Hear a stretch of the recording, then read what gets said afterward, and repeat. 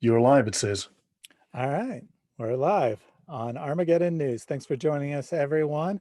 Today we're going to be continuing our look at dhimmis and the Jizya laws in Islam and how these are used to subjugate non-Muslims.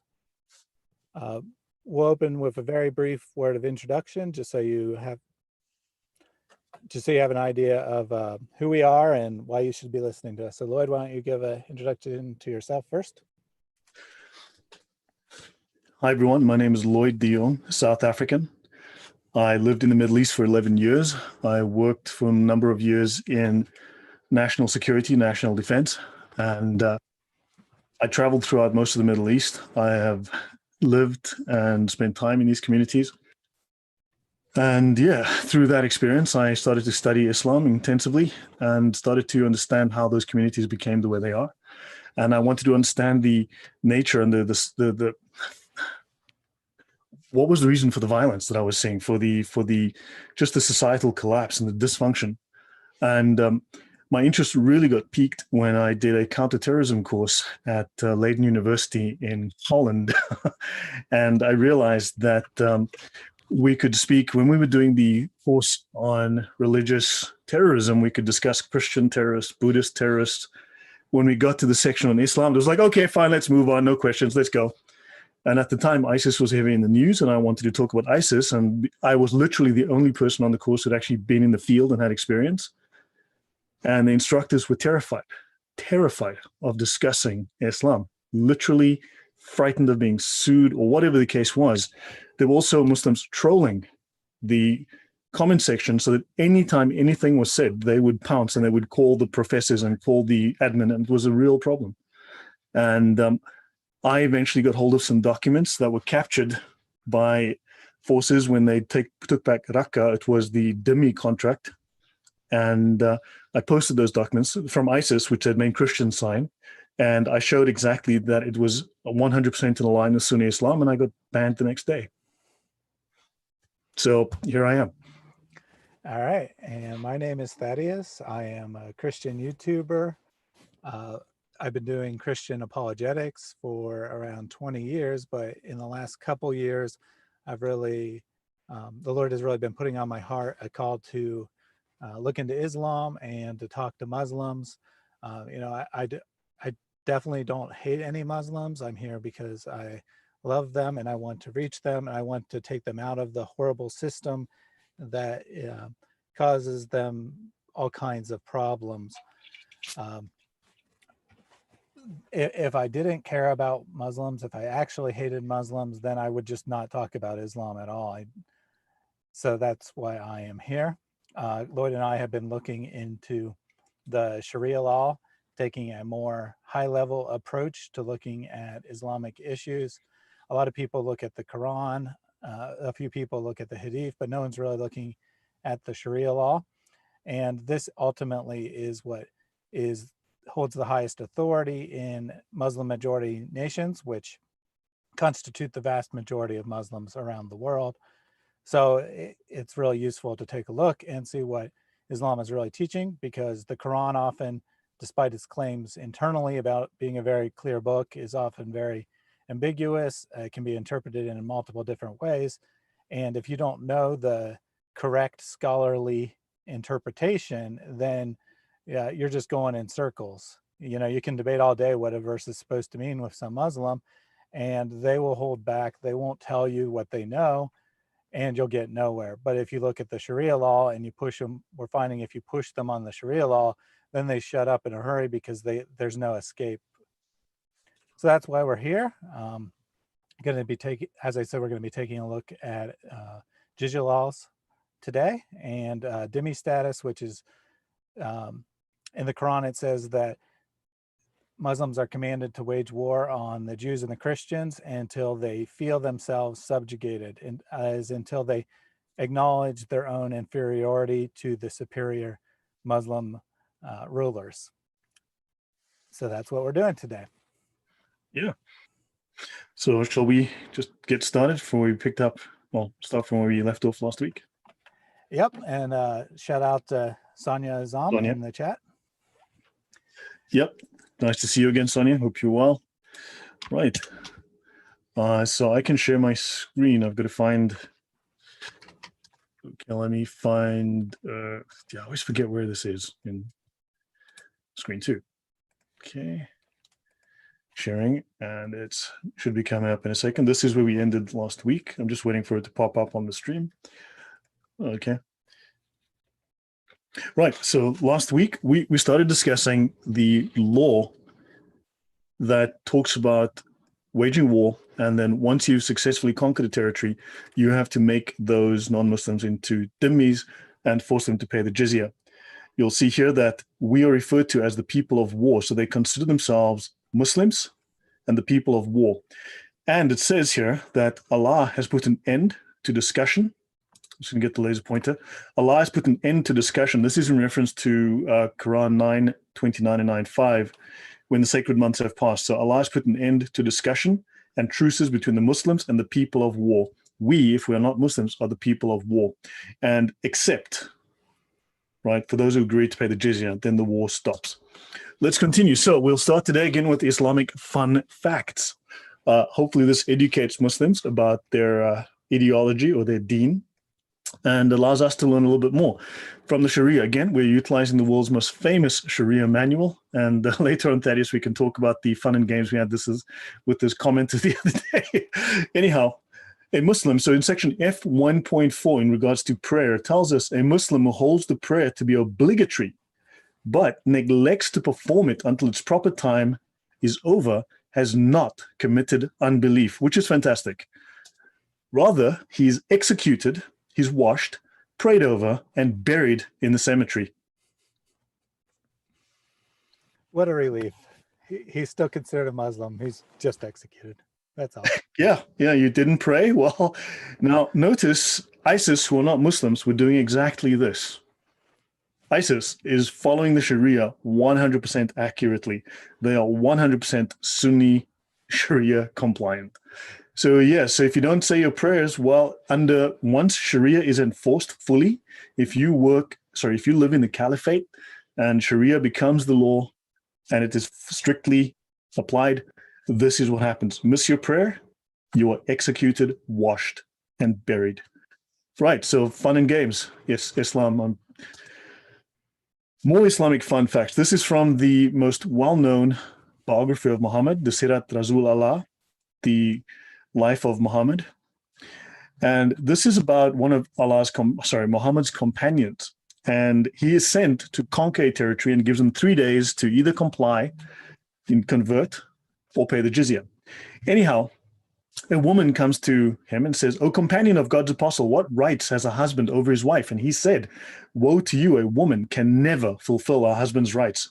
So do your utmost to fulfill his claims as best you can." And she said, "By God, if you are the companion of Allah's apostle, Muhammad, you must know what rights a husband has over his wife." And he said to her, "If you were to go back and find him with his nostrils running with pus and blood, and you sucked until you got rid of them, you would not have fulfilled your obligation." That's why I call Islam the religion of warm peace. A very pleasant image there. And, even if the woman goes this far to serve her husband, she still hasn't gone far enough. Yeah, this is Islam. This is how it thinks about women. Let's continue. Aisha urged women to take care of their husbands and to recognize the rights that their husbands have over them. She saw these rights as being so great and so important that a woman was barely qualified to wipe the dust from her husband's feet, as she stated. "Oh, womenfolk, if you knew the rights that your husbands have over you, every one of you would wipe the dust from her husband's feet with her face." Reported as Sahih by Ibn Habban and with an Isnad by Al-Bazar. And that's in Ibn al-Jawzi, Ahkam al-Nisa, page 311. What a pleasant religion here. Women are so low compared to men that they're barely worthy to use their face to wipe men's feet with. Yeah, this is disgusting. And this is Islam. This is Muhammad. I mean, so, yeah. I don't see how you can deny that Islam treats women really well, and it's it's almost a feminist religion. That's what we're told by westernized Muslims anyway, right? That it's the original feminist religion, that women have superior rights to men, maybe.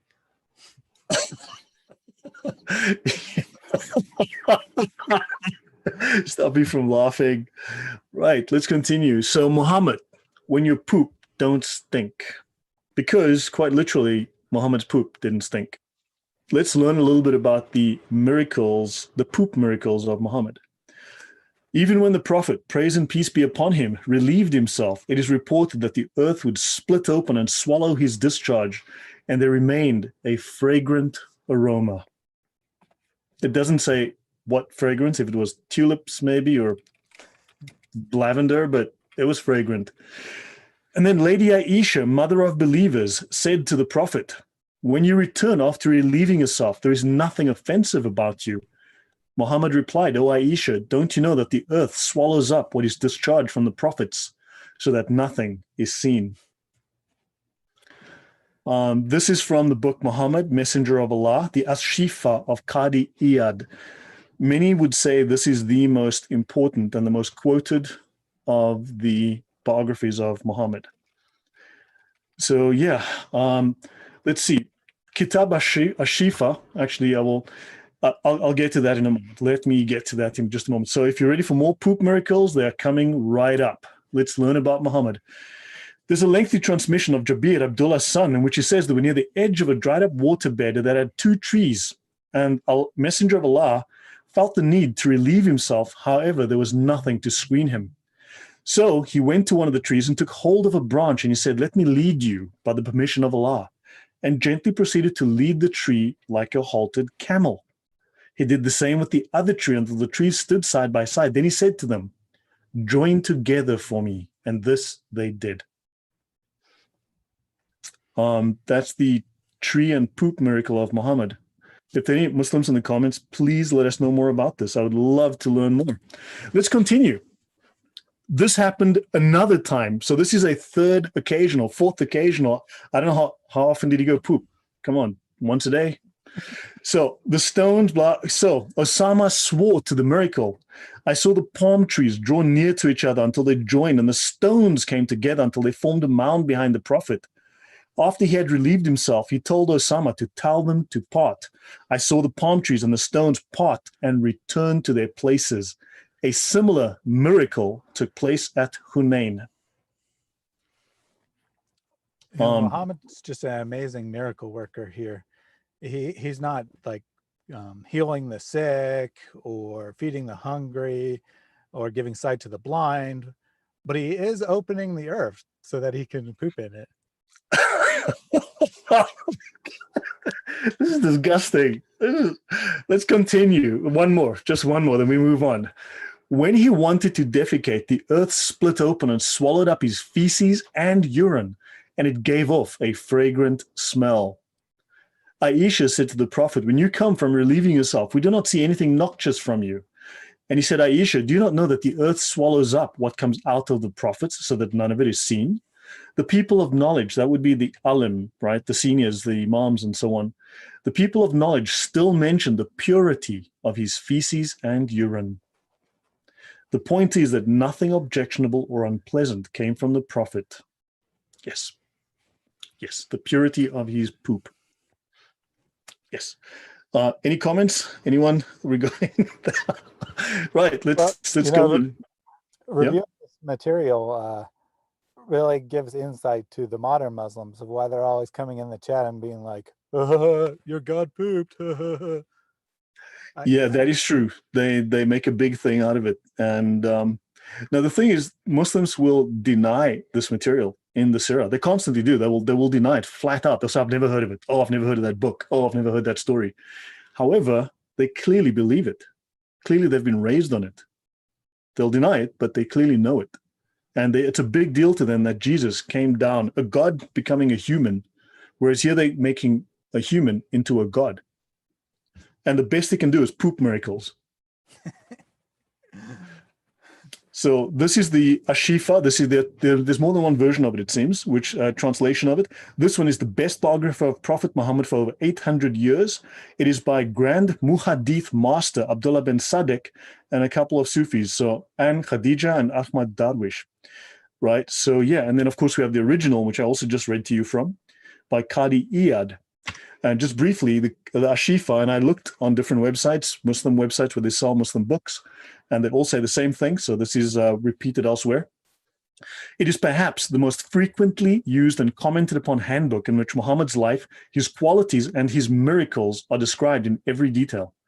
Generally known by its short title Al-Shifa, meaning the healing, this work was so highly admired throughout the Muslim world that it soon acquired a sanctity of its own. It is said if Al-Shifa is found in a house, this house will not suffer any harm. When a sick person reads it or it is recited to him, Allah will restore his health. Al-Shifa remains one of the most commentated books of Islam after Sahih Bukhari and Sahih Muslim. We're having a little fun here, obviously. We're opening with something somewhat humorous, but on a more serious note, this is actually a good example of how Muslims ignore the Quran, because the Quran repeatedly declares that Muhammad could work no miracles, that he was given no sign other than the Quran itself, and so forth. And yet, when you talk to Muslims, they attribute this book and others like it as being absolutely factual, that Muhammad worked all kinds of miracles, and that, you know, no one could deny his amazing miracles, that kind of thing. Yeah. So it's just a good example of how secondary source, what we would consider secondary sources, are actually primary in Islam, that the Quran is actually secondary in practice, even though they say otherwise. Yeah. Yeah, I think this is important material for people to learn about the kind of man, and also just the information that Muslims hide. They don't want us knowing this. They don't want us reading this. And it's important that we start to learn about it and confront them with this information. So let's have a look. We have to love, or Muslims have to love, in fact, we too, non-Muslims, are meant to love Muhammad like he is Jesus. Let's have a look at Tafsir Ibn Abbas, all right, on Quran verse 331. And it says, say, O Muhammad, right, if you love Allah and his religion, follow me, follow my religion. So this is what Muhammad has to say to the Jews. And Allah will love you. So if you follow Muhammad, Allah will love you. He will increase your love, right, and forgive your sins, right, which were committed when you followed Judaism. And notice, and then when this verse was revealed about the Jews who claimed they were the children of Allah and his beloved ones. So when this verse was revealed, Abdullah ibn Ubay said, Muhammad is commanding us to love him as the Christians loved Jesus. And oddly, Muslims tell us, or Mohammedans tell us, they don't worship Muhammad. So Muhammad is commanding us to love him as the Christians love Jesus. And the Jews said, Muhammad wants us to take him as a compassionate Lord, just as the Christians took Jesus as a compassionate Lord. It should be noted that Ibn Abbas, who is considered, him and Ibn Kathir are considered the finest tafsir writers, Ibn Abbas was Muhammad's cousin. So he knew Muhammad personally. So going on, now if we look at Ibn Kathir, what Ibn Kathir says, who is probably the most important of the writers of tafsir, he says, Allah's love is attained by following the messenger. And notice, Allah's love is only attained by following Muhammad. This honorable ayah judges against those who claim to love Allah, yet do not follow the way of Muhammad. Such people are not true in their claim until they follow the Sharia law of Muhammad and his religion in all his statements, actions, and conditions. Does this sound a little familiar to anyone? Yeah. I'll let you go through the this and then I'll comment. So Islam is submission to Allah and Muhammad, submission to Allah alone, because if you only worship Allah, Allah will reject you. You must accept Muhammad. Let's have a look at Ibn Kathir. He says here, whoever commits an act that does not conform with our religion, then it will be rejected of him. So Muhammad, say to mankind, if you love Allah, then follow me.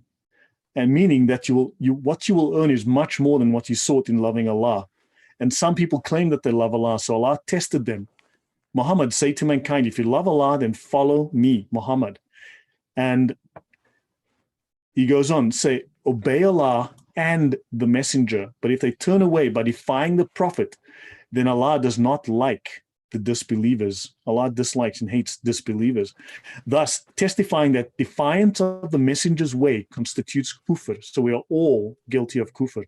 Indeed, Allah does not like whoever does this, even if he claims that he loves Allah and seeks a means to approach him, unless and until he follows the unlettered prophet, the final messenger of Allah to mankind. This is the prophet who, if the previous prophets were to have been alive during his time, they would have no choice but to follow, obey, and to abide by Muhammad's law. Just thought that would be interesting. So, yeah, it continues in the Sharia. Not loving the prophet more than all people. It says here in section P, 75.2 in the world's most famous Sharia manual, the prophet said, none of you believes until I am more beloved to him than his wife, his child, self, and all people. Kirmani says, love of the prophet means the will to obey him and not disobey him, this being one of the obligations of Islam. And finally, the prophet said, none of you believes, you're not a Muslim, until your inclinations conform to what I have brought. I'll stop there. Yeah, so I already alluded to it in the a moment ago and said, does this remind anyone of anything in Christianity? And when we look at the 14th chapter of John, this is where Jesus makes his famous declaration that I am the way, the truth, and the life. No one comes to God except through me. Well, it seems that the Muslims, in some sense, are making Muhammad the only way to heaven here.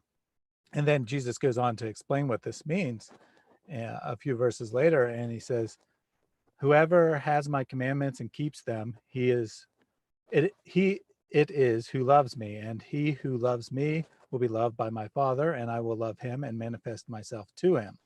And he goes on to say, if anyone loves me, he will keep my word, and my Father will love him, and he will come to me and make our home with him.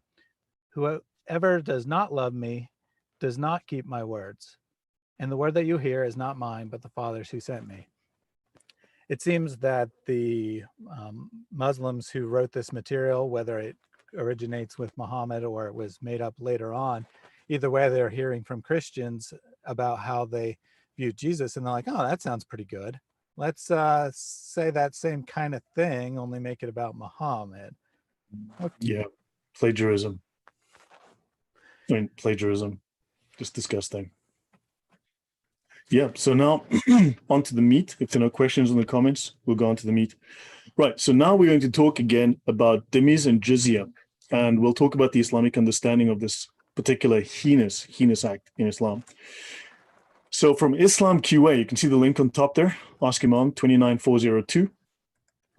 When the Muslims conquer a non-Muslim land, they will first invite those people to Islam because of the narration of Ibn Abbas, that no nation should be fought with until they are called to Islam. If they accept, then Muslims will not fight them. And if they refuse, they will be asked to pay jizya. If they refuse this, then the Muslims fight them. This is also substantiated by the Quran. Fight against those who believe not in Allah, those who acknowledge not the religion of truth, i.e. Islam. Among the people of the scripture, the Jews and the Christians, they pay the jizya with willing submission and feel themselves subdued. And this is written by Mufti Ibrahim Desai. Islam QA, again, is the world's largest Islamic advice site. It is visited by approximately 400 million Muslims per month. So roughly 1/4 of the Islamic population in the world goes there each month for advice. And let's have another look. I have a question about offensive jihad, again from Islam QA. Does it mean that we are to attack even those non-Muslims who don't do anything against Islam just because we have to propagate Islam? I've been reading Tafsir-i-Usmani for the last month or so. I've read that offensive jihad, first attack, should be done by Muslims for two reasons. The first reason is, for the sake of Allah, includes the propagation of Islam, the extermination of those hindrances which impede the progress and expansion of Islam.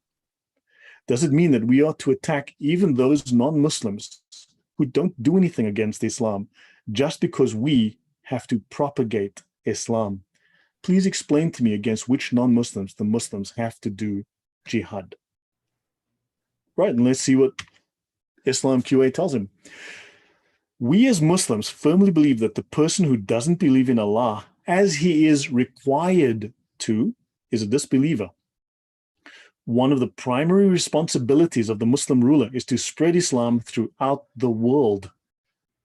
If a country does not allow the propagation of Islam to its inhabitants in a suitable manner, or creates hindrances to the spread of Islam, then the Muslim ruler would be justified in waging jihad against this country, so that the message of Islam can reach its inhabitants. If the kafir allow the spread of Islam peacefully, then we would not wage jihad against them. What does that tell you, Thaddeus? Yeah, I mean, this fits into the usual pattern of Islam redefining the term so that they can technically say, well, you know, there's no offensive war in Islam. But then if you're a non-Muslim, you're automatically at war with Islam. And if you create any hindrance whatsoever to the propagation of Islam, like, for example, not practicing Sharia law, then you're at war and the Muslim can attack you. Yeah, but they're saving you from hell. They're fighting with you, murdering you, bombing you, slaughtering you, beheading you to save you from hell. They're doing you a favor. Well, you know, if they kill me in war before I convert, then I guess I'm still going to hell. So, well, he goes to heaven for his great reward for killing you, right? Well, only if he's killed in battle. Only if he's killed. If he's not killed, well, you know. Kill or be killed. No, kill and being killed in jihad. Killing and being killed. He gets the great reward for that. Right. Let's go a step forward. Now, we are going to use a book called the Hidayah. It's a Hanafi book of jurisprudence. This week, I've had someone tell me that the book is filled with fake law. It's not a real book. This is very common. This is very common. And also he said, look, it's filled with fake law and only the Indian Muslims use it. 207 Indian Muslims. Well, 207 million Indian Muslims. Maybe he needs to tell them and not you and me, Thaddeus. But let's have a look. On Islam QA, is the Hanafi book Hidayah as a Sharia manual? Is it a good resource? And let's see what Islam QA says. It is widely accepted by Hanafi scholars and jurists around the world.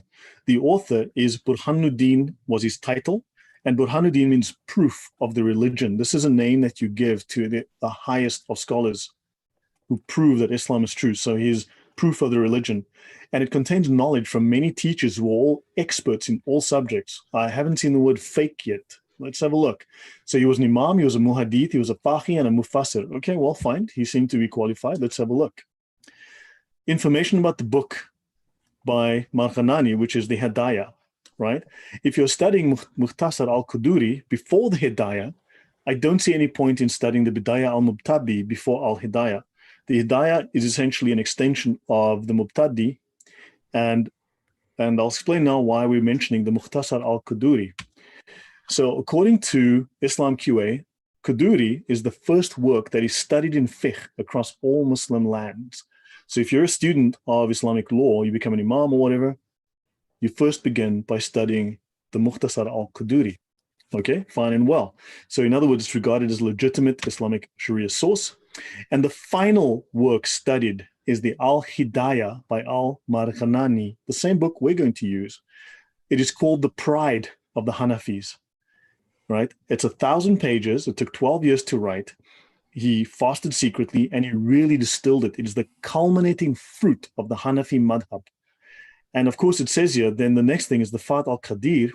And the Fath al-Qadir builds on the Hidayah. It doesn't explain out the text entirely. It is the greatest, most brilliant commentary on the madhab. So according to everything we see here, this book, the Hidayah, is a legitimate manual. It is the prime manual of the Hanafi school of jurisprudence. So the guy that lied to me, you were lying to me. Right, Jizya and jihad go together like pork and bacon.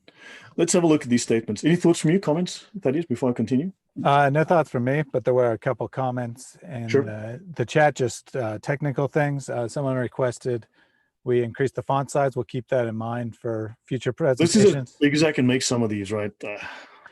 Yeah, I mean, there's a lot of information, so it's kind of... Yeah. Also, I mean, some people are watching on cell phones. I realize that, but there's a limit to how big I can make some of these things. And, you know, Yeah, and the slides are pre-prepared, so there's nothing we can do live, but we'll try to keep that in mind. But at the same time, we want to get as much Yeah. information on the slides as possible. And there's Yeah, also a comment that my volume was low, so I tried turning that up a bit. Look, pause the video, watch it later, read it on a larger screen, right? I work with two 28-inch 4K monitors, so I prepare on a big screen I can read. So just pause it later, read it on a larger screen. Yeah, so I have tried to make these as large as I can, practically speaking.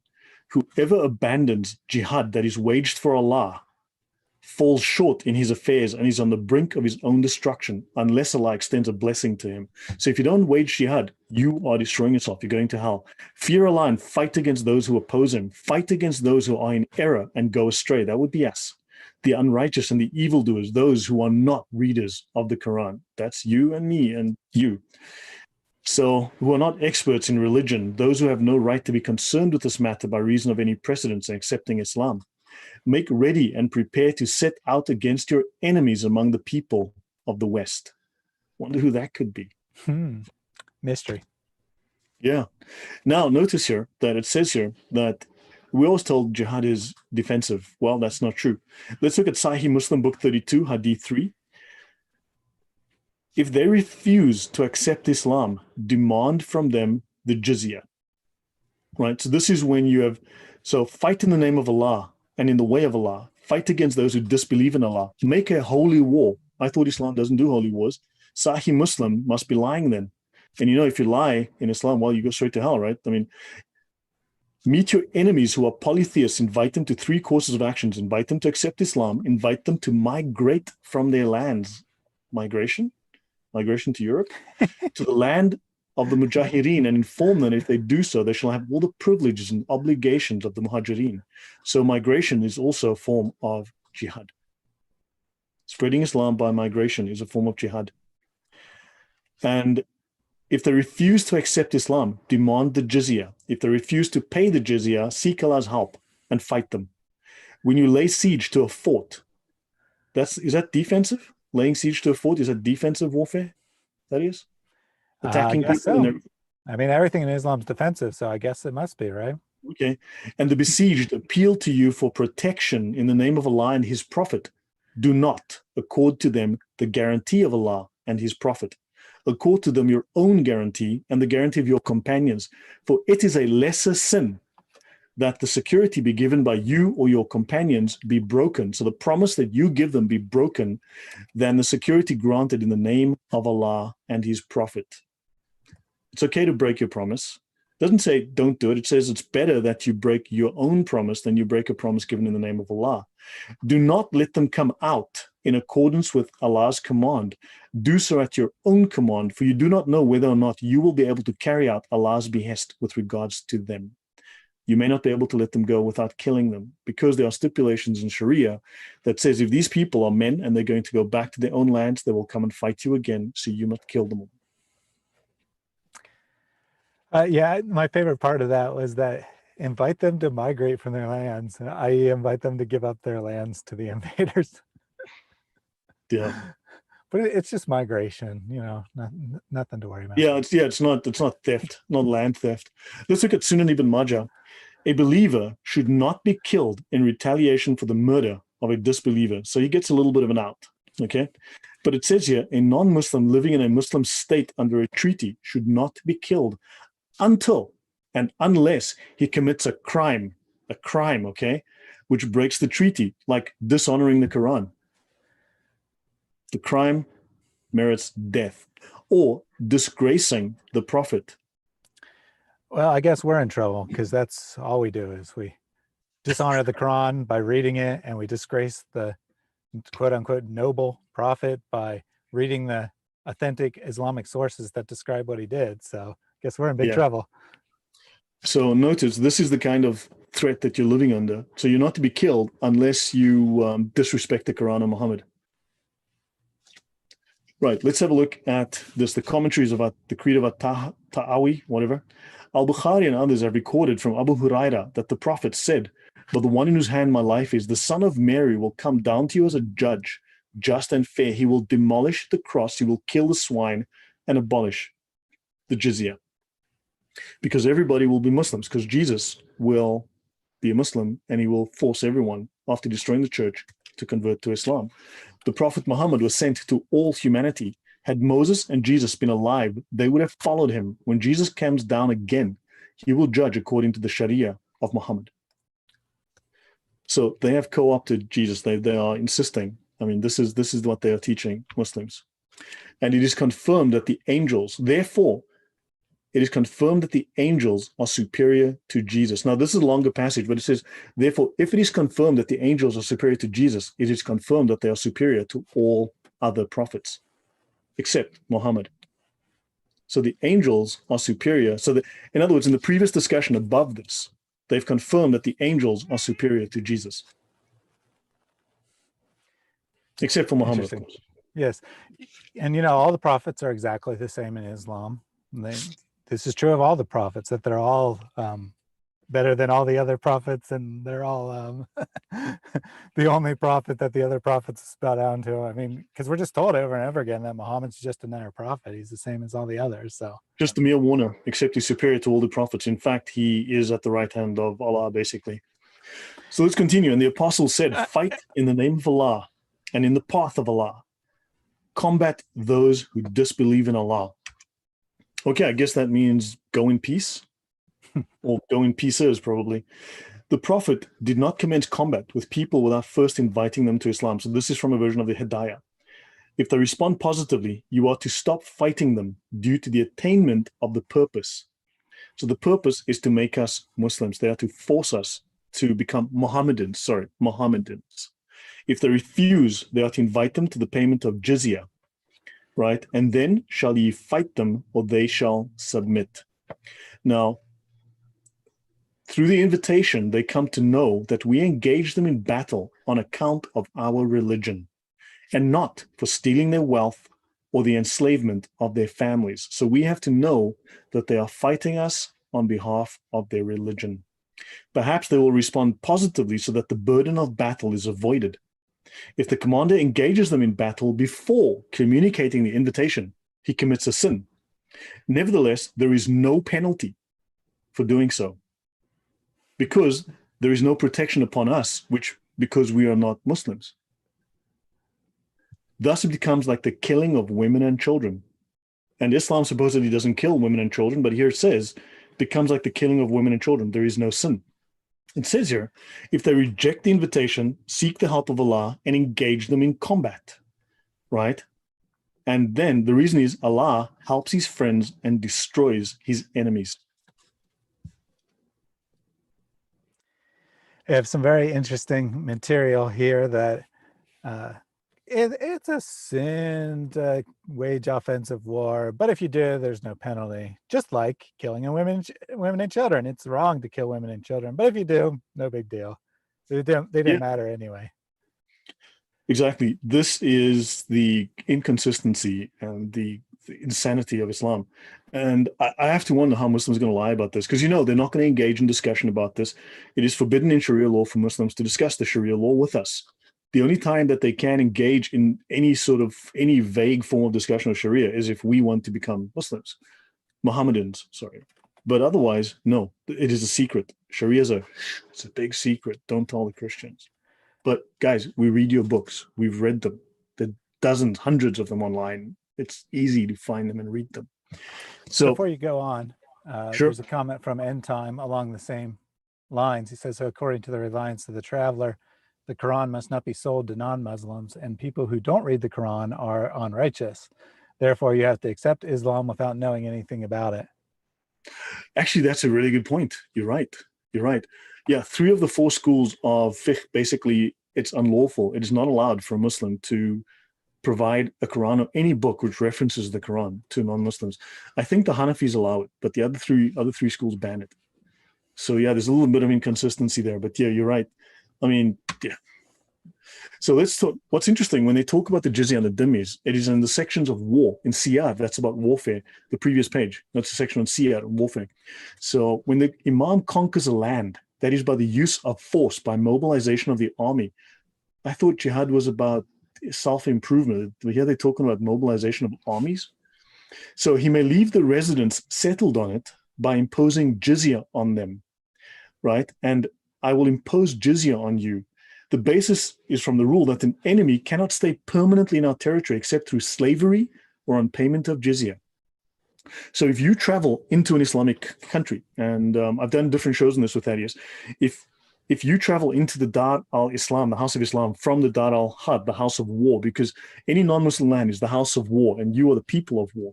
If you travel into their lands, you can stay a maximum of 12 months, after which they have to make you a dhimmi. You're not allowed to go back home again, because you will take information about the Muslims, about their capabilities, and you will take that back to your people who might make war on them, right? Because it's a war machine, and they will force you to become a dhimmi.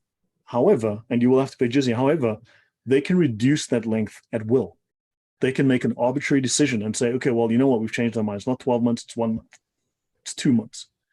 Unfortunately, but it says here that you cannot stay permanently in their territory except through slavery. Slavery is 70% of the Hidayah. If you read the introduction, it tells you that 70% of Sharia is slavery.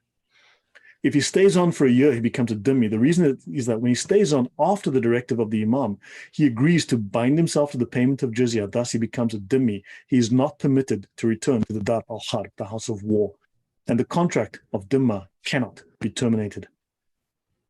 This is because in this is the termination of jizya and making his children declare war on us.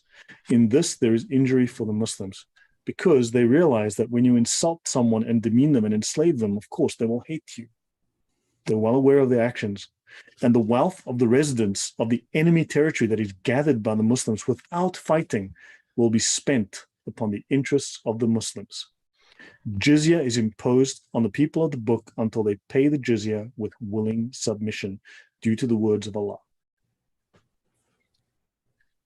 Those are the words of, this is the exegesis of the Quran in Sharia law, in the fiqh. Yeah, very loving and peaceful material here. I don't know why anyone would object. Like I said, religion of warm peace. So now notice, if he conquers their territory prior to this imposition, their men and women are booty due to the permissibility of their enslavement. This is eternal law of Allah. They're allowed to enslave you. If they take over your territory, they can enslave you. And they can do it, remember, and this includes sex slavery. Rotherham. Let's look at the Risala, a treatise on Maliki fiqh. And this is by Malik ibn Malik, who was the founder of the Maliki school of jurisprudence, one of the 4 major Islamic schools, Sunni Islamic schools of jurisprudence. Discussion on jizya. Jizya is taken from the men of the people of Dhimma status. Ibn Rushd defines it thus: what is taken from the people of disbelief in repayment for their security and sparing their lives while they remain unbelievers. So if you don't pay it, they will kill you. So they take the money so that you will not be killed. And then they mention Harbi traders. These are people of war coming to do business, trade in their lands. They must pay a tenth. So a tenth is also levied, that's taxes, from traders who come from the Dar al-Harb, the land of war, beyond the frontiers of Islam. Very good. We have a good reminder here from Axe Trap in the comment section that dhimmi status is only allowed for Jews and Christians, which is 100% correct. A few people thought it also applied to Zoroastrians, but regardless, it certainly wasn't available to everyone, anyone who was following one of the so-called pagan religions or Hindus when Muslims invaded India. For those people, the only option was convert or death. And so that's why they can say that the jizya is a mercy, because you get this special privilege, quote unquote special privilege as a Christian, that you have the option of paying a tax and staying a Christian, whereas everyone else, it's convert or die. Yeah. Look, I didn't include those pages because then we'd be here forever. Then I'd have a 3,000 page presentation. So I just kind of restricted it to generally Christians and Jews. Otherwise, it's just too much of an information dump. Let's have a look at the Kitab al-Kabir, Book of Enormities from Imam Dahabi. This is Book P of the Reliance of the Traveler in terms of collecting taxes, meaning to take revenues other than those which are countenanced by sacred law, such as zakat, and the non-Muslim poll tax, the jizya, defined in section 011.4, or the spoils of war, section 10, which comes before section 11. So again, jizya falls under the section dealing with spoils of war. You're a prisoner of war at the mercy of those, pardon me, who've conquered your land. Now notice something here. In P7517, Umar ibn Khattab said, I have considered sending men to the cities to see who has not made the pilgrimage, the Islamic Hajj, and to collect the non-Muslim poll tax, the jizya, from everyone possessing the means who has not performed Hajj. They are not Muslims. They are not Muslims. So if you haven't done the Hajj, you're not a Muslim, and thus, because you then have to pay the jizya, just like regular non-Muslims. Very true. Right, now we're going to have a look at the Tafsir Sahih Bukhari. And so this is a tafsir written about Sahih Bukhari, which, as you know, is the premier collection of hadith in Islam. Imam Bukhari collected all the very best ones. And the Fath al-Bari is the premier commentary on the Sahih Bukhari. And it mentions hadith 25. The discussion goes, I've been commanded to fight the people until Allah says, if they turn in repentance and establish their prayer, in other words, become Muslims, let them go on their way. And then, of course, it says here, I have been commanded, the messenger of Allah said, I have been commanded to fight the people until they testify there's no deity worthy of worship except Allah and that Muhammad is the messenger. And if they do that, their lives and their property are protected from me. So it simply just repeats what the verse says and what the hadith are saying. It doesn't add anything. It doesn't say, no, it doesn't mean that. It's simply, now notice, the people of innovation are not disbelievers as long as they declare the Tawhid and they accept the Sharia as revelation. So the Sharia and the Sunnah is wahi. Wahi means it is revelation, secondary revelation, but still revelation from Allah. And we understand from the hadith that whoever restrains from declaring Tawhid should be fought. Anyone who refuses to accept Allah and declare that Allah is one, and in other words, someone who believes in the Trinity, they must be fought. It's that simple. We understand that anyone who doesn't declare that Allah is one must be fought, and that means they must fight everyone. That's the scholarly view from the finest scholars.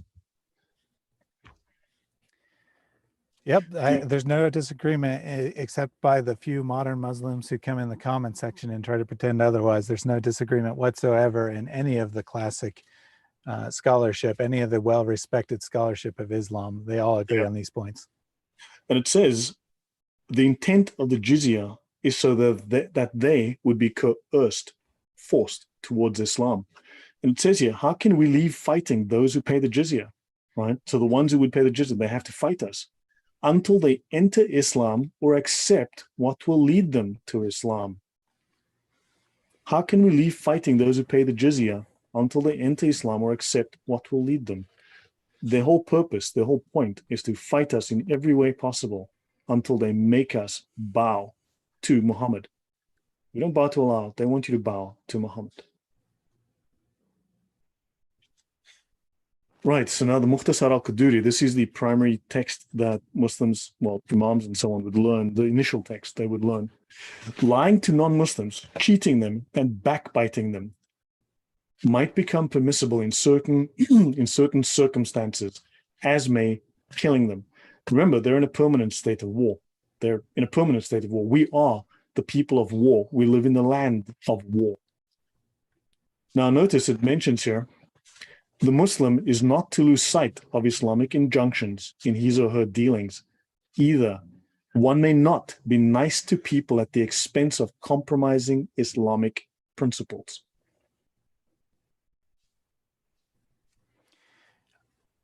Lovely. You know, they're allowed to be nice to us, as long as it doesn't compromise any Islamic principles, of course, such as, you know, making us feel inferior, for example. So I'm not sure how you'd be nice to someone and make them feel inferior at the same time, but... I mean, I would love to actually start reading one of these books that is accurately translated, that actually starts to say nice things. I haven't found one yet. They don't exist. They absolutely don't exist. And when I ask Muslims to quote me, so cite me, they say that's a fake Sharia manual. That's a fake Sharia manual. That's a fake fiqh manual. That's a fake scholar. Everything in Islam is a weak hadith. You know, when convenient, the Quran's a weak hadith, Allah's a weak hadith, Muhammad's a weak hadith, the Sahih hadith are weak hadith, everything's a weak hadith. But I asked them, so okay, you don't like this Sharia manual, this fiqh manual? You have 4 schools of jurisprudence, you have major scholars. Name me your favorite Sharia manual. Give me the name. Name me the book we should be reading. If not this one, which one? And like, silence. Yeah, I've been using the same tactic in comments lately, that I ask people for a Sharia source and they never ever respond. It's very interesting how they have no interest in telling us about their sources. Psychotronic, the US is in a permanent state of war. Here's another one of those idiots. Iran is at war with you. If you read the Constitution of Iran, Psychotronic, Trump is at war with Iran. Now, Psychotronic has never read the Constitution of Iran. If you go to page 1 of the Constitution of Iran, it says in the formation of its Iranian, the Revolutionary Guards Corps, due diligence must be paid not only to the normal secular duties, but also the religious formation. It's called the religious army. And they state that the duty of the Iranian Guard Corps, Iranian Revolutionary Guards Corps, is to take the jihad to the world. Okay. I can pull it up and quote. It's not part of this discussion, so I won't, but I actually have it, and I've shown it before on the show. So the whole point of Iran, in their constitution, they state that they need to take the jihad to the entire world and conquer the entire world for Allah and make it Muslim.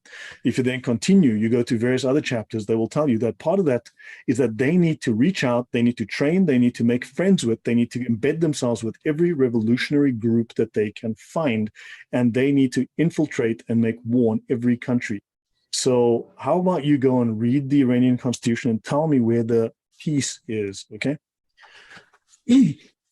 Yes, you haven't read it. So how about you read it and then come and tell me where the peace is, all right? So moving on. Say, O mankind, I am the messenger of Allah to you all. So now they insist that Muhammad is here for all mankind, not just for the Arabs. So, and he says it, again, they reinforce, even if Moses were alive on the earth today, he would have no option but to follow Muhammad, because Muhammad modeled himself as an Old Testament prophet, and he replaced Moses. Yeah, but right. Muhammad somehow manages to replace all the prophets. He's the new Moses. He's the new Jesus. Correct. He is the new Jesus. That's certain.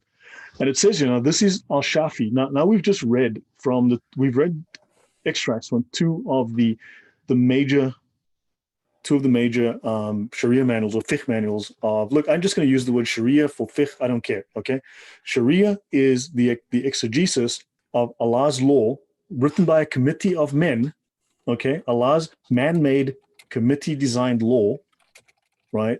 Extracted from the Quran and the Sunnah. And the fiqh is the exegesis of that into law. I get that, right?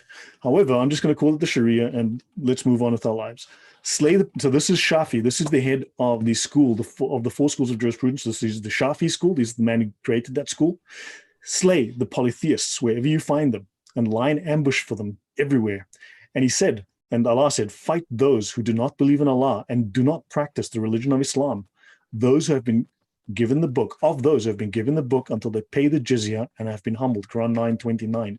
And the apostle of Allah said, I shall continue to fight the unbelievers until they say there is no God but Allah, right? Umar accepted the tradition and collected the jizya on the basis of the Quranic communication. So somehow we get debates about the Quran, but somehow the Allah, Muhammad, and the companions of Allah and Muhammad somehow just read the Quran and, okay, that's what it says, let's do it. So the jizya was collected on the basis of the Quranic communication of those who have been given the book until they pay the jizya out of hand and have been humbled on the basis of the Quran, which states that the unbelievers should be fought until they accept Islam. Black and white, simple,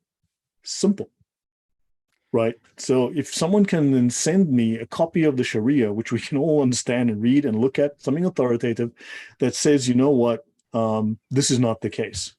I haven't found one. There isn't one, but hey, by all means, send me one.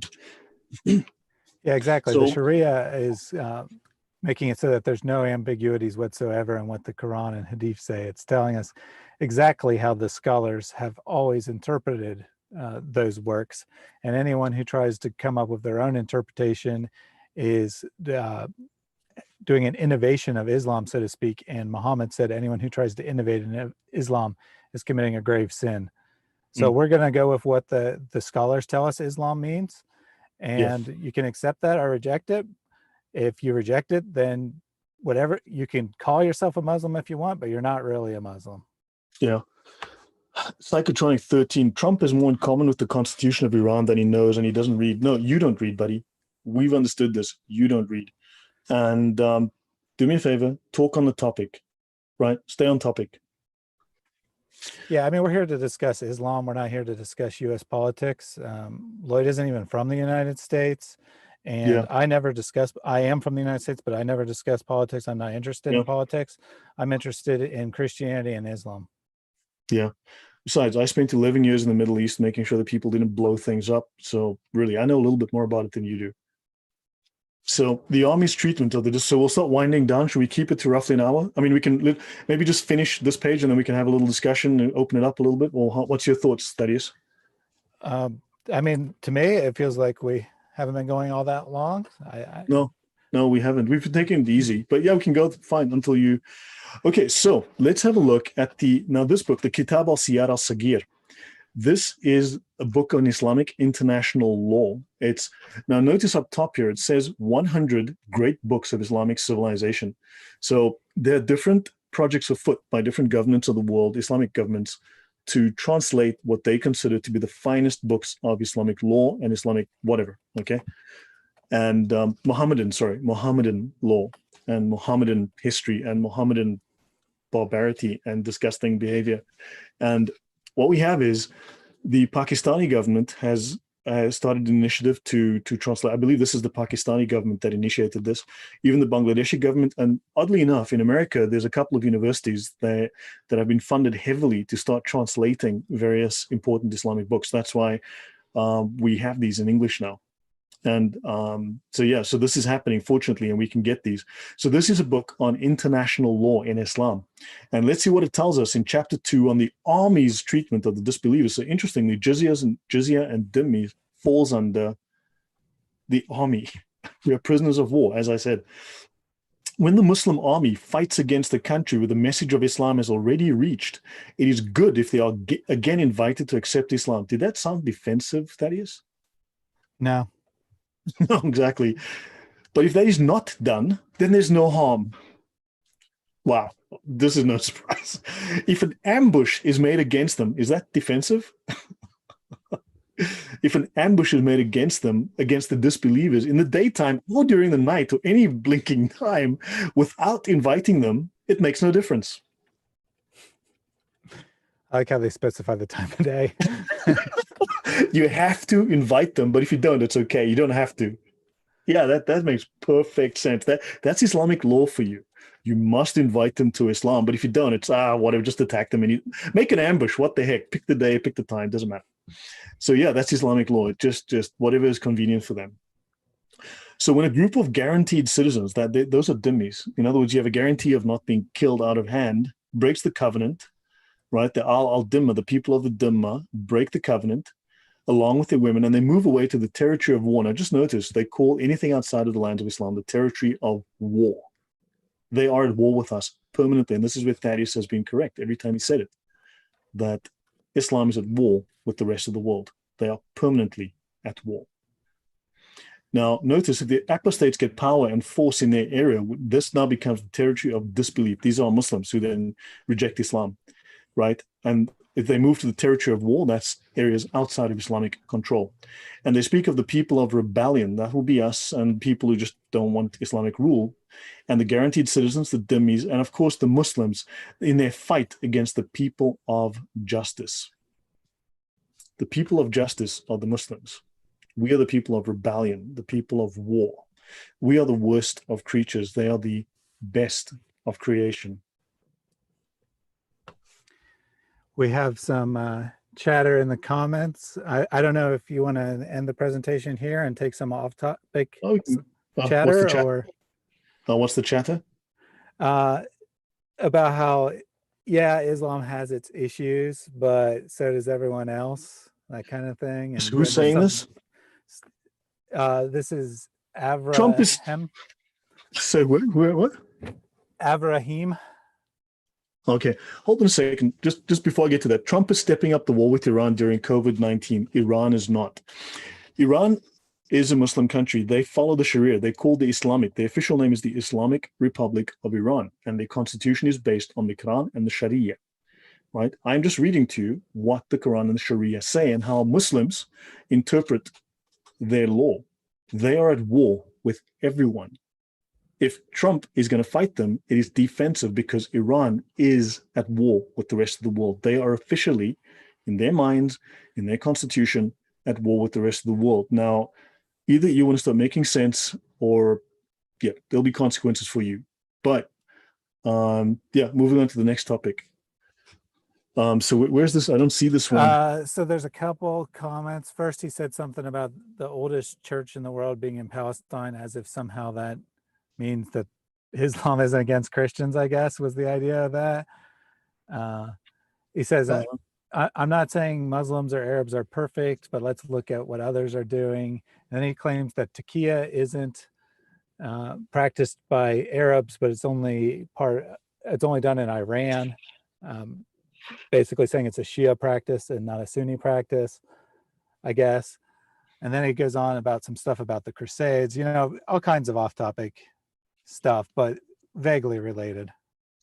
It's interesting that we've discussed and we've done shows on all of these except the Crusades. We haven't done a specific show on the Crusades, and we should. But as we know, Islam has at least 6 or 7 specifically named forms of religious deceit, right? I mean, off the top of my head, we have taqiyya, which is well known.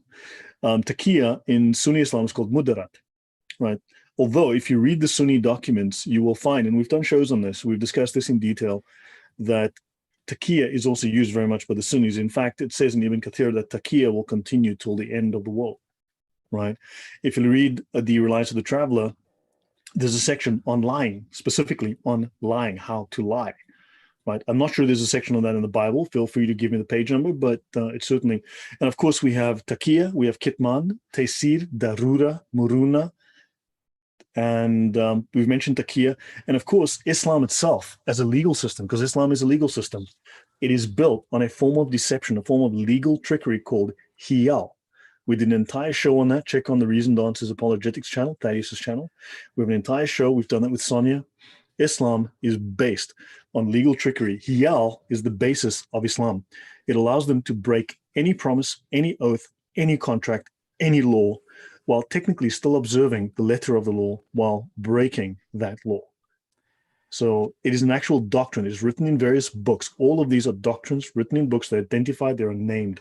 So if you're going to say that these things exist, I want you to show me where precisely, right? I'd like to know where in the American Constitution it is written that they must make war on the world, because the Iranians have it written in their Constitution, and it's also written in their Sharia. It's written in their fiqh. It's written in their Quran. So we are discussing Islam, and if for argument's sake, the Martians had a rule that said they must kill everybody, that's nice, but we're talking about the Muslims having the same rule to kill everyone, and it doesn't make it okay for the Muslims to have the rule if the Martians, but the Martians, the Martians are not a problem today. Well put. And I think that there's a good possibility that's exactly what's going on now. Some legal lying here that Avraham is pretending not to be a Muslim, but is actually a Muslim. It certainly feels that way. I don't know 100% sure, obviously. And by saying, taqiyya is not practiced by the Arabs, yeah, because you use a different term, but it's the same thing. Yeah. And then there was a legitimate question about innovation in Islam. I'm going to go ahead and share my screen. I pulled up Avraham, about the Crusades. So there were 543 battles against Europe committed by Muslims. Remember, within 100 years of Muhammad's death, they had invaded to 20 miles from Paris, right? Paris. Now, the French had not done anything to them. They invaded. Now, don't forget, after 462 years of endless battles against Europe, finally 15 Crusades battles were launched. So, no, I'm afraid you're very, very mistaken. Yeah. Go on, Thaddeus. So I went ahead and pulled up a question from Islam QA about bid'ah, i.e. innovation. Oh, yeah. The questioner asks, is every innovation worse or more serious than other sins, or just some of them? I.e. implying that at least some innovation is. And then they go on, their answer says, the Prophet told us, every innovation is going astray, and every going astray will be in the fire. And that comes from Sahih Muslim and Nasiya. The scholars Nasai. have Nasai. The scholars have explained that even though every innovation is misguidance, it's also a kind of sin, and sins vary in degree, et cetera, et cetera. Innovation is prohibited in general terms. And it's described as misguidance. As in the Hadith, beware of newly innovated matters, for every newly innovated matter is an innovation. Every innovation is going astray, and every going astray will be in the fire. So I think that answers the question about where I got that idea from. It's taught in the Hadith that if you try to change what Islam teaches, you are committing serious crime.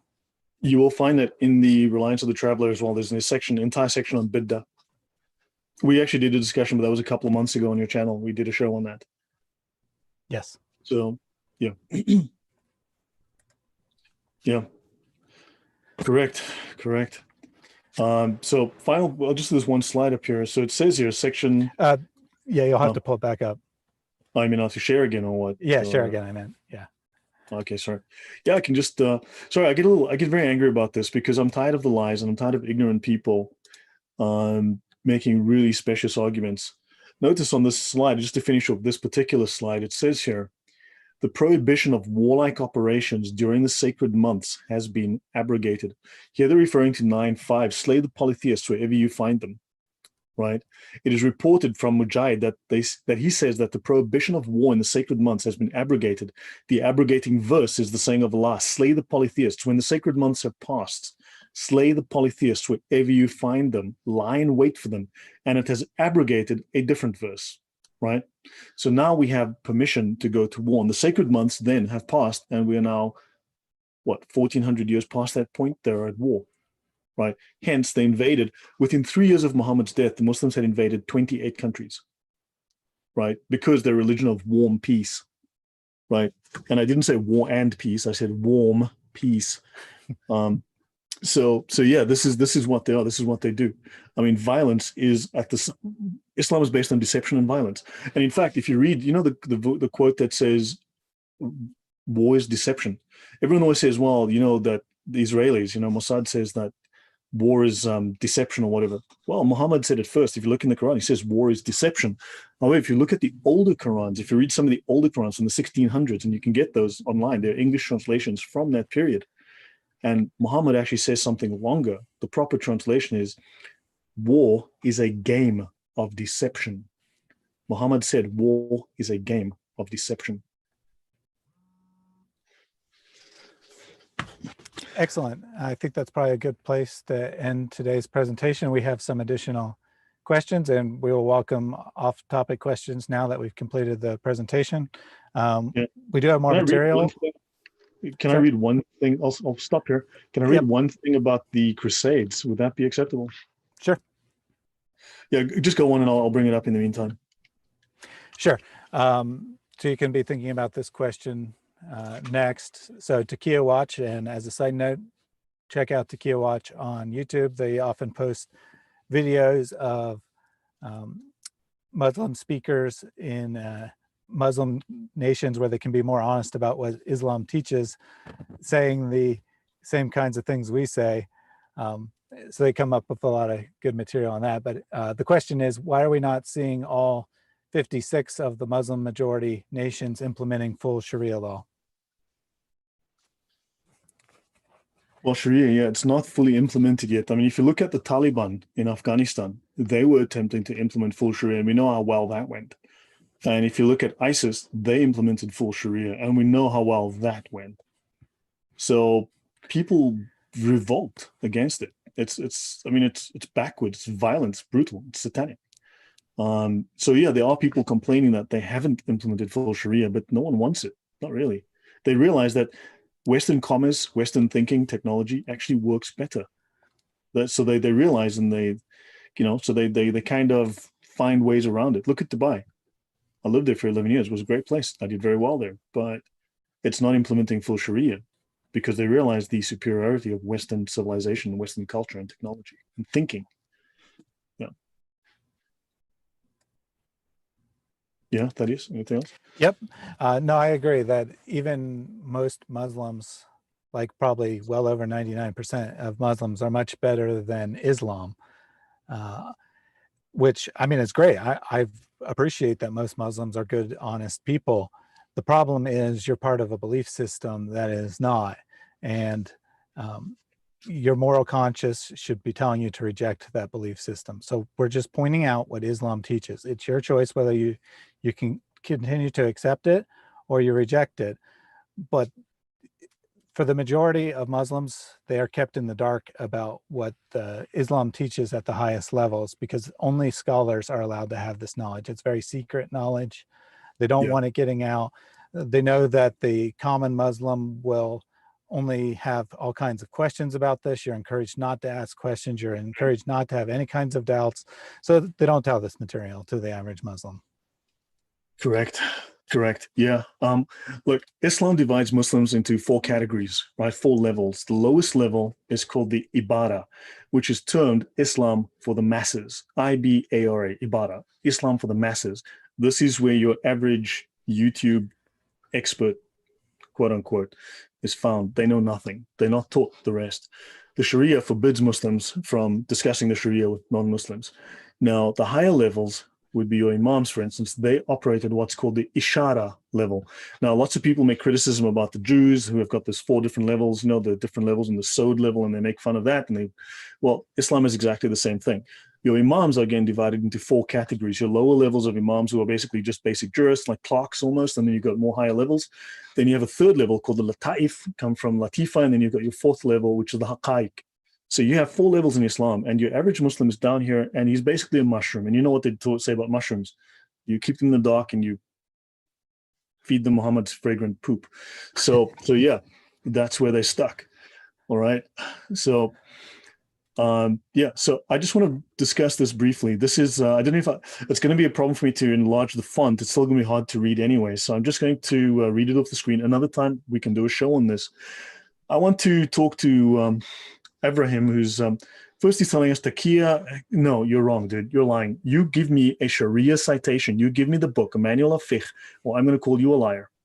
Okay? I want to see the page number. I want to see the author name, the book, the chapter. You give me that, right? From your 4 schools, you've got these famous 4 schools of fiqh in Islam. You show me. Your opinion is worth nothing. I don't accept it. So let's see. What about the Crusades? The First Crusade began during the Middle Ages in the year 1095 as the result of a cry for help against invading Islamic armies. This was 460 years after the first Christian city was overrun by Muslim armies, 457 years after Jerusalem was conquered by Muslim armies, 453 years after Egypt was taken from Christendom by Muslim armies, 443 years after Muslim armies invaded and plundered Italy. It took 400 years to push them out of Italy. And they plundered the coast. They took slaves. They took at least 1.5 million slaves from Europe, at least. This was 443 years, 427 years after Muslim armies laid siege to Constantinople, 380 years after Spain was conquered by Muslim armies, 363 years after France was invaded by Muslim armies, 249 years after Rome was attacked by Muslim armies, which is why the Vatican has that wall. Then the Crusades happened to defend Islam, to defend Christendom. This was after 4 centuries, 462 years of church burnings, killings, enslavement, and forced conversions of Christians. By the time the Crusades began, 3/4 of the Christian world had been conquered and its people forced to convert or be enslaved under Islam. Without the sacrifices and of the heroic defense made of Europe by Charles Martel, and I'll have you guys note, because apparently Catholics are satanic and going to hell, and only people who go to Joel Osteen's church are like the real Christians, right? because the Protestants are the real deal. I'm a Protestant, but so Catholics, evil satanic Catholics like Charles Martel at the Battle of Tours in 732, the Templar Knights, evil Catholics, Al Cid's reconquest in 1085, Catholic, the Venetian fleet at Lepanto in 1571, Catholic, the Polish and Austrian knights at the gates of Vienna in 1683, Catholic, the Serbian Hajduks fighting the Ottoman Turks in 1804, Catholic. Europe would have been converted to Islam just like the Middle East and North Africa. I'll pause there. That's it. So don't good. tell me about, Islam didn't do nothing. And here's a list. Here's a list of all these. This is not even a complete list on the right here. This is not even a complete list of everything that these people did, invaded everywhere before the Crusades even started. I'll pause there. Very good. We were talking earlier a little bit about, just kind of mentioned as a side note, Sonia's asking about that Baphomet picture. Sorry, yeah, go on. Right, yeah. About the Muslim genocide in India. Axtrap has recommended a particular source. I've gone ahead and pulled that up. I haven't verified it, all the fine details, but the general gist of it definitely seems to be correct. So it says, with the invasion, this is from SikhNet.com. It says, with the invasion of India by Muhammad Ghazni in 1000 AD, began the Muslim invasion into the Indian subcontinents that went on for centuries, et cetera, et cetera.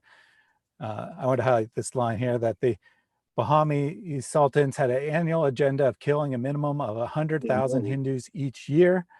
The history of medieval India is full of such incidents. The Holocaust lasted for 800 years. We have elaborate literary evidence of the world's biggest Holocaust from existing sources. And this is because the Muslims bragged about this in their own sources. As it goes on to say here, these contemporary records boasted about and glorified the crimes that were committed and the genocides of tens of millions of Hindus, Sikhs, Buddhists, and Jainists, mass rapes of women, and the destruction of thousands of ancient temples and libraries, well documented, and provide solid proof to the world's biggest Holocaust. Wow. I was unaware of that. I knew there were millions, tens of millions murdered, but wow.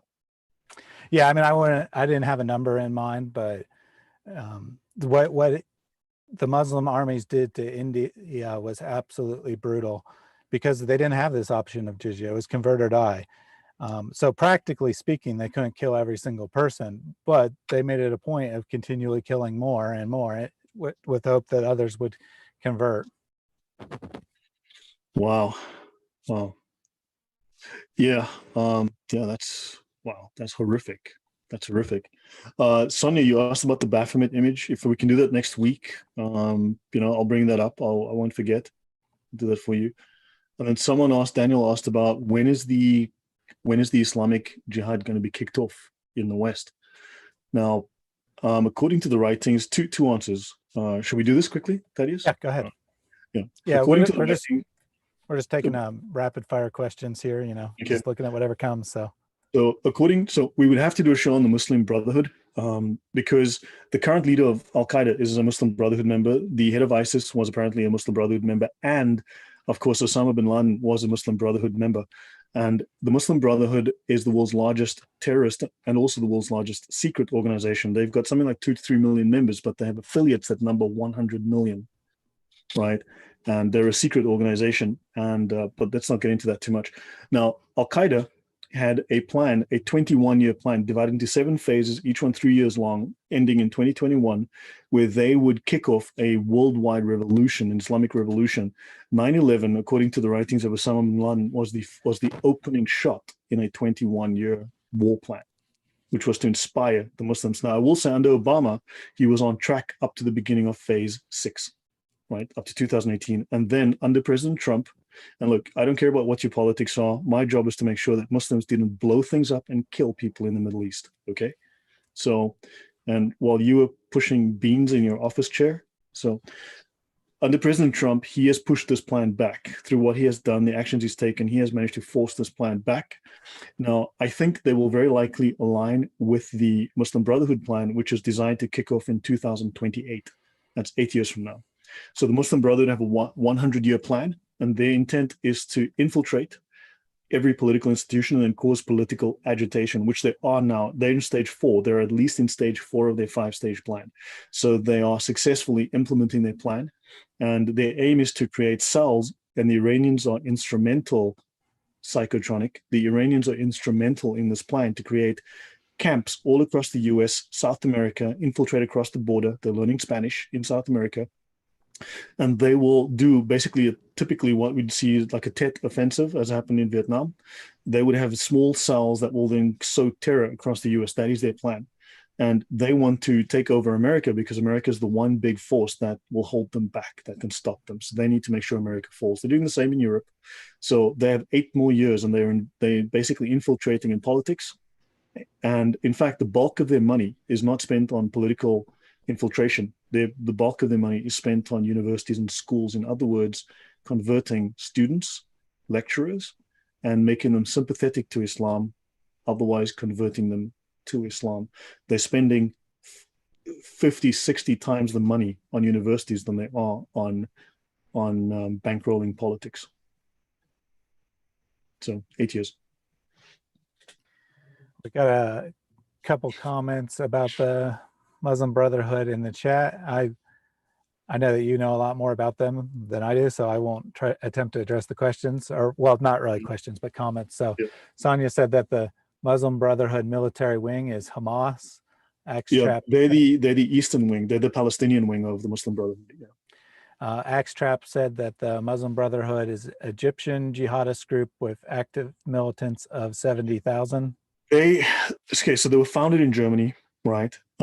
Sorry, they were founded in Egypt. My bad. Sorry. I mean, we can do a show on that. I've done shows before, but it's a lot of detailed information. So they were founded in Egypt.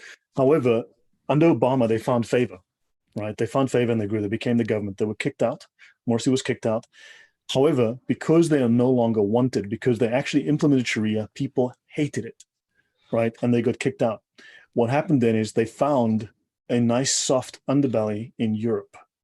And they have focused their attention on Germany and France. This is where they're focusing their attention. They found that ignorance is certainly bliss.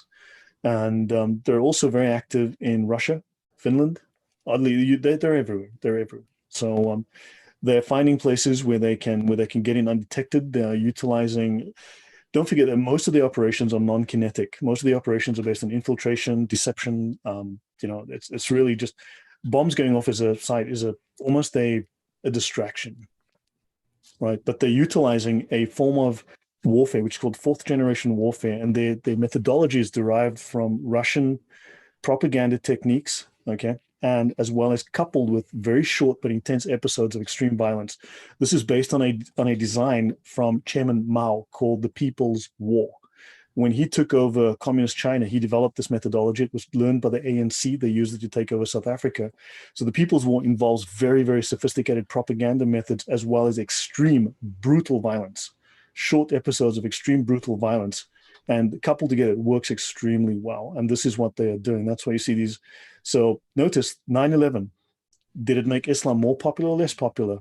Suddenly, after 9/11, Islam was everywhere. Islam's the religion of peace. Everyone's talking about it. Why? Because it was the opening shot in a campaign. It was the starting gun of a campaign. And the bulk of that campaign was ideological warfare, propaganda warfare. That's why you see Islam everywhere. Because that was, okay, guys, we're starting. That was it. I hope that answers your question. Yeah, well, I don't think it was a question. It was just a comment, but I wanted to get your thoughts on it. Scott Cannon did say that the Muslim Brotherhood wants to infiltrate the United States to overthrow the leadership from the inside. They're everywhere. They claim that they've already had a secret government embedded within the U.S. government as early as 1992. Yes. He actually said 1992. I think you probably said that before you talked about, but you kind of covered. Yeah, I've read their documents. I've written reports for other groups. I've had to write and do some research and write. But yeah, they have extensive. They're in there. They're in there.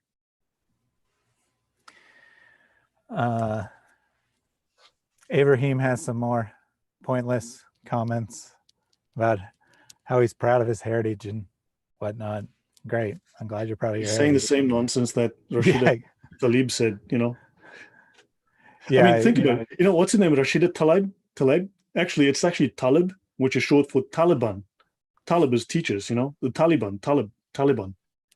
So you think about it. I mean, if you read the history and the family membership of who was Hillary Huma Abedin, her family is Muslim Brotherhood. She was a member of the Muslim Brotherhood for sure. Her mother and her father certainly they worked for a Muslim Brotherhood front funded by Saudi Arabia. Their office of their business was in the same office as the Dawah organization for the Saudi government in London. It still is today, in fact. So she was at the highest levels, right next to Hillary Clinton. And don't forget the Awan brothers. How much data did they steal and give to Pakistan? They were inside the DNC service.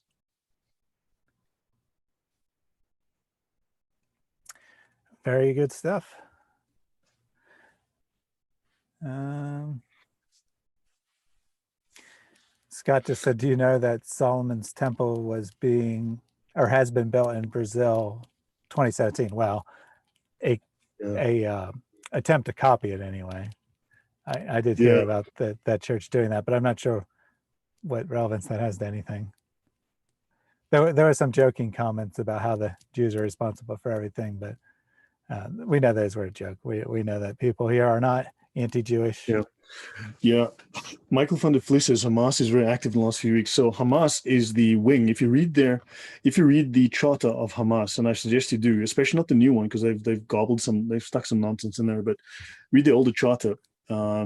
There's some interesting stuff in their charter, some really fascinating stuff in that charter, including ritual magic. But anyway, so Hamas is the Palestinian wing of the Muslim Brotherhood, and CARE is Hamas. CARE is Hamas. So CARE is very, very active in the US. They're very active in US politics. And in fact, back under Bush, they were very much involved in Republican politics through Grover Norquist. He was basically a puppet. He was a front for them. Now, I don't think that they're that much involved, but they certainly have made huge inroads into the Democratic Party. Obama's administration, Hillary Clinton, they have been deep inside there. So yeah, it seems that under Trump, I think there's been a lot of changes. But for instance, it's possible that the head of the CIA at the time, what was his name, Brennan? He was a Shia. So you know, there's a lot of questions. I mean, we don't have all the answers, but there's certainly hints. So Ibrahim has gone from pointless comments that have no bearing on anything to outright lies. He's now claiming that Saudi Arabia is actively building churches. No, churches are illegal in Saudi Arabia. Yeah, where's the address? Because he knows that it says that no two religions are allowed. We covered this last week, in fact, that quote where two religions are not allowed in Arabia. They're not allowed to. Yeah, if you can give us an address, Ibrahim, you know, otherwise, yeah, we're going to have to call you misinformed, or maybe you're deliberately using taqiyya. That word again. Wow, they're building churches. What's it with white churches, white crusaders, white? Yeah, what is this obsession with race? We haven't mentioned race once. Race is a modern concept that it would be totally foreign to Christianity. Why are you obsessed about race? We don't give a crap what color skin someone has. It's no different than what color eyes someone has. You're gonna say all people with brown eyes are superior to other people? I mean, that's essentially what you're saying when you're acting like there's something different about white people. I mean, come on. Yeah. Ja, Michael van der Vlies says de Jong's a Dutch surname. Miskien kan jy my verstaan, Michael. Jania, my familie kom van in 1693 is daar 'n boer van Holland. Het hy van Holland gekom en ja, so dis waar my familienaam kom. And yeah, I'll switch to English. I don't speak Afrikaans so often. It takes me a few minutes to switch languages to get the vocabulary and stuff going. Dutch farmer, 1693, married a blah blah blah blah blah blah. Me, Dutch surname. Auf meiner Mutterseite habe ich deutsche Familie, denn die kamen nach Deutschland aus Schwaben, denn ich kann auch Deutsch. So yes, German, etc. Dutch, a little bit of this English as well. So bit of a mix. Yeah. So Axtrap, now that he knows that you're from South Africa, that in South Africa they have a propaganda organization dedicated to Ahmed Deedat's teachings called IPCI. Yeah, I know them. I get some books from them sometimes. That's where I got those DDOT books. The ones we did the first show, DDOT Destroyed. Yeah, yeah. Yeah, we've done a whole show on DDOT on my channel. That video has gotten more downvotes than any other video I've ever done, which means it has attracted more Muslim attention than any other. It's to be So revisited then. yeah, so DDOT seems to be alive and well in the memory of Muslims everywhere, and he's the new prophet of Islam, I think. Yeah, it needs to be noted that not one of DDOT's arguments were original, right? We have to note that DDOT is not the originator, and these Muslims that are these Mohammedans, sorry, that are in the comments are not using original arguments. They're recycling the same old arguments, and those arguments derive from effectively three people. One of them only partially have his books been translated to English. That's called Ibn Hazm. He had a student called Ibn Taymiyyah, who's the expert on jihad, and we covered him a couple of weeks ago. And he wrote a book about basically a Christ-bashing, Bible-bashing, Christian-bashing book. It was a polemic, a very dishonest polemic against Christianity by Ibn Taymiyyah. And Ibn Taymiyyah had a student called Ibn Qayyim. So Ibn Laymiyyah and Ibn Layyim have each written a major book based on Ibn Hazm's polemics, very faulty polemics. And we have been studying Ibn Layyim's book, and it is filled with bluntly fabricated biblical verses. For instance, he misquotes, mistranslates. I mean, he actually just literally misquotes, or he takes 3 or 4 different verses, smooshes them together, and comes up with the Bible says, and this verse doesn't exist. He'll say it's in the book of Daniel, and it's like, there's no such verse. There's nothing. So they have written incredibly dishonest polemics like 800 years ago, and these are simply being repeated over and over by Muslims. So the source is not these modern people. These are 800-year-old sources. And if you go back to these scholars, they know nothing. They're idiots. Yeah, we're actually planning on doing another show on DDOT soon. And then after doing a second one on DDOT, we're going to transition to looking at some of these originators of the arguments. And when you get back to the original, the arguments in some way are even worse because they did it in a period where very few people, even in Christianity, knew the Bible. Certainly none of the people who the books were written to had any clue what was in the Bible. So they could just make up whatever they wanted. They didn't even have to try to pretend that it was legitimate. They just say, yeah, there's a verse in the Bible that says the next prophet will be named Muhammad and he'll be born in Mecca, and it's right in the Bible. Why do people deny it? And yeah, now that we know the Bible, we realize these guys were making it up because they realized they could get away with it. Now, if we start exposing them as we start going through their book, we can show just how the major scholars of Islam were complete train wrecks. They were idiots. They were liars. Yeah, so I think that's us. So it's been like 90 minutes. Shall we? Let's take one more question because I think this one's pretty interesting from Okay, Black sure. Angel. He asks why most of the freak imams we're seeing on YouTube, and in particular the channel Memory TV, come from Egypt. It seems like they're even worse than Saudi Arabia. So do you have any idea why? Muslim Brotherhood influence. There you go. Muslim Brotherhood are extremely violent. They are hardcore. They're hardcore, but also they have another. If you read through their of